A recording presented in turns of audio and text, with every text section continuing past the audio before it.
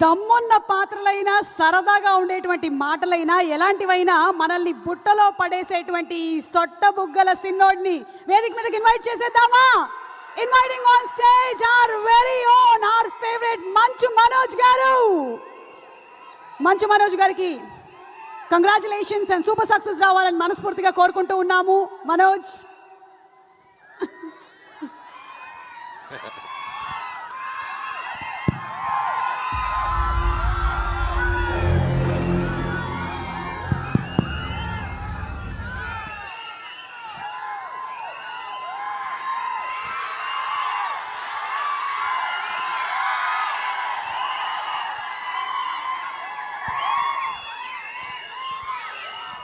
I love you too, Tamudu. I love you all.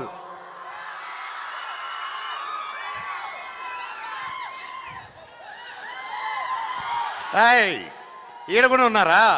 Super. I love you.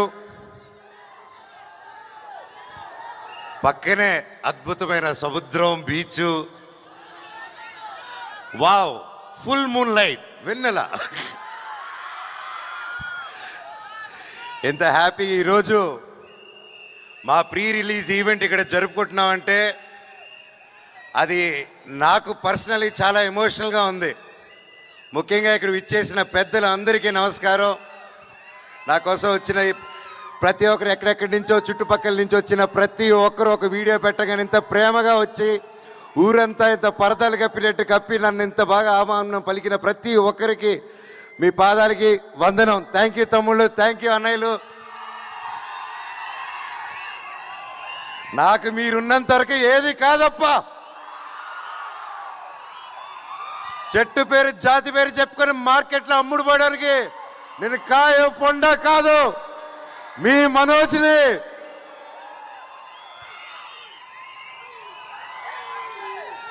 Vizag అంటే అది వేరే level love అబ్బా. నాకు నా ఫస్ట్ సినిమా దొంగది. మొత్తం ఈ వైజాగ్ ఇదిగో ఈ బీచ్ రోడ్డులోని ఈ వీధుల్లోనే తీసా. అప్పుడు ఇదిగో మన డ్యాన్స్ వెంకట్ అన్న కూడా నా తోడు ఉన్నాడు, బాలు, ప్రతి ఒక్కరు.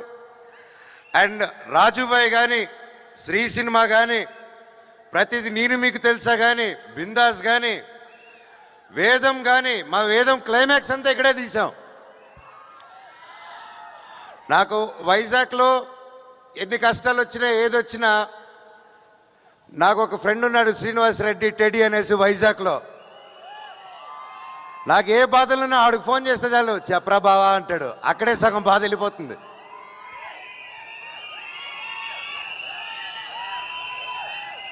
నేను ఇన్ని సంవత్సరాల తర్వాత లైక్ సినిమా మీకు తెలిసిందే, ఎన్నో సినిమాలు చేశాను, మీకు నచ్చే సినిమాలు చేశాను.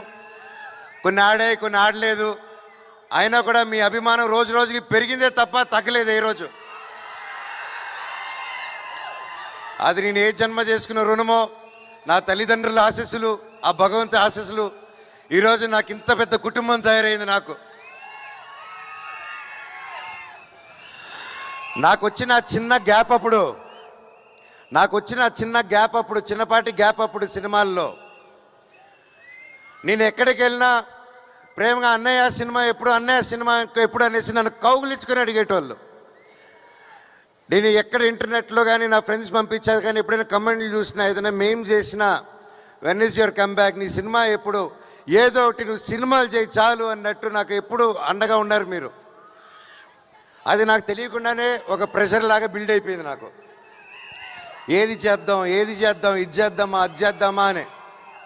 వాటి నాకు నచ్చితే ప్రొడ్యూసర్స్ నచ్చదు, ప్రొడ్యూసర్స్ నచ్చింది వస్తే నాకు నచ్చదు. ఎలా దీన్ని తీసుకెళ్దాం అన్న టైంలో ఈ సినిమాలో శ్రీరాముడు లాగా నా జీవితంలోకి మా డైరెక్టర్ శ్రీరాముడు లాగా వచ్చాడు.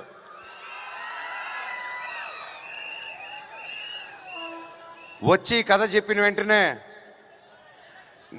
ఆయన కాలు మీద పడాలనిపించింది. కాకపోతే ఆయన వయసులో చిన్నాడు, గట్టిగా కౌలు ఇచ్చుకొని, సార్ ఎలాగ ఆలోచించారు ఇంత గొప్ప script. I was really happy. అంటే నేను బ్లాక్ స్వాడ్ గురించి చెప్పాలంటే మహాబీర్ నామా అండి.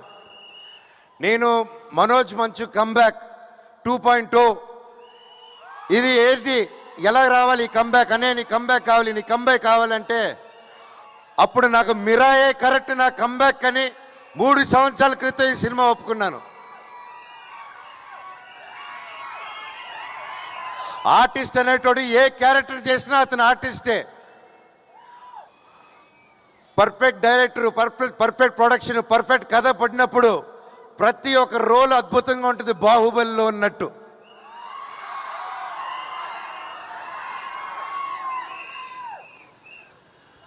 డైరెక్టర్ గారు ఈరోజు రాలేదు ఇక్కడికి.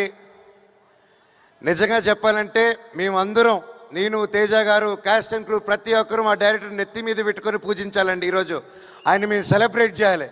మా డైరెక్టర్ గారి కోసం ఒక్కసారి ఒక గోల పుట్టించండి బ్రదర్స్.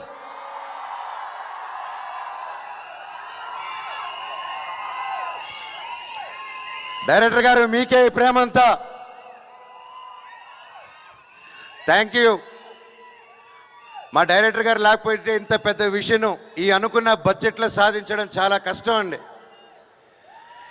నాకు వచ్చి కథ చెప్పినప్పుడు బ్లాక్ స్వాడ్, మహాబీర్ లామా, అతను కూడా మహాబీర్ లామా 2.0 అన్నట్టే సినిమా మొత్తం అంటూ ఉంటాడు. ఎందుకంటే బ్లాక్ స్వాడ్ అని అతను మీరు చూస్తే అవెంజర్స్లో ఒక థానోస్ లాగా, ఇతనికి నాకు బ్లాక్ స్వాడ్కి కొన్ని అండర్స్టాండింగ్లు కొన్ని కలుస్తాయి. బ్లాక్ స్వాడ్ కూడా ఏంటంటే ఈ కులాలన్నా, తక్కువ జాతి పై జాతి అన్నా ఏది అన్నీ నచ్చదు బ్లాక్ స్వాడ్కి. అలా కులం పేరెత్తిన అర్హత అన్న వాళ్ళన్నా ముక్కలుగా సగానికి నరుగుతాడు బ్లాక్ స్వాడ్. సో బ్లాక్ స్వాడ్ ఎన్నుకున్న దారి విధ్వంసం. అతను 9 పుస్తకాలు దొరికేంత వరకు అడ్డు ఏదొచ్చినా ఫసక్ అంతే. నేను ఇంత గొప్ప క్యారెక్టర్ చేయడం నన్ను నమ్మి విశ్వప్రసాద్ గారు, అప్పటికి ఏ సినిమా ఆల్మోస్ట్ 6 years అయింది. అప్పటికి 3 years బ్యాక్ ఈ సినిమా మొదలైనప్పుడు 6 years గ్యాప్ నాకు. అప్పటికి తేజ సజ్జా గారికి హనుమాన్ రాలేదు. ఇంత ఒక పెద్ద సినిమా చేస్తున్నాము, ఆల్రెడీ ఒక బ్యానర్లో మొదలుపెట్టి చేస్తున్నాము, పెద్దగా అవుతుంది సినిమా అంటే అప్పుడు విశ్వప్రసాద్ గారు ఆ సినిమా చూసి, ఇది నీ ట్రైలర్ చూసి ఒక కొంచెం షూట్ చేసిన భాగం లేదు, ఇది ఇంకా బాగా తీయాలి, ఇంకా గ్రాండ్ స్కేల్లో తీయాలని ఆయన ముందుకొచ్చి నన్ను తేజాని నమ్మి ఇన్ని కోట్లు పెట్టి చేశారంటే కేవలం డైరెక్టర్ గారు స్క్రిప్ట్ నమ్మి చేశారు. సార్ మీకు జీవితాంతం మీరు రుణపడి ఉంటాం సార్. అండ్ నేను మాటకు కాదు, మీకు తెలుసు నేను మనసుకు పూర్తిగా ఏది ఏమైనా కానీ అన్న మీ ఇష్టం అన్నానని అంటూ ఉంటాను. ఎందుకంటే అది నా మనసు పూర్తిగా మీ మీద ఉన్న గౌరవం పెట్టేసుకున్నానన్న. ఈ రాయలసీమలో ఏదో ఒకసారి పెట్టేసుకుంటే అంతే, అది జీవితాంతం. వీళ్ళు కూడా అంతే, అదే ప్రేమ. థ్యాంక్ యూ అన్న. వితౌట్ యూ నేను ఏ ప్రొడ్యూసర్ని చూడలేదు. 3 సంవత్సరాల పాటు టకటకని ఇంట్రెస్ట్లు పడతాయి, అన్నీ పడతాయి. ఒక సెట్టు వర్షంలో నానిపోయిందండి. ఒక సెట్ని 1.5 year కాపాడుకొని వర్షంలో తడిచి అది కింద పడిపోయినా మళ్ళీ 1.5 year తర్వాత సెట్ వేసి మళ్ళీ షూట్ చేశారు ఆయన. వేరే వాళ్ళు చుట్టే గ్రీన్ మ్యాట్ అది ఇది అంటారు, హీ డిడ్ంట్ కాంప్రమైజ్ అండి. అలాగే ఆయనకున్న సపోర్ట్ సుజిత్ గారు, థ్యాంక్ యూ. మా ఎగ్జిక్యూటివ్ ప్రొడ్యూసర్ అండి. సో ఆయన టెన్షన్ పార్టీ అంటూ ఉంటాం మేమందరం. సో ఎప్పుడు కూర్చోరొడ్డు, ఎప్పుడు అటు ఇటు పరిగిస్తూ చాలా కష్టపడి, thank you sir for being our support. అలాగే మా మేనేజర్ రమణ గారు, సార్ లవ్ యూ సార్. మాకు మొరాకన్ సెట్కి మంచి ఆర్టిస్టులు తీసుకొచ్చారు మీరు, ఐ లవ్ యూ.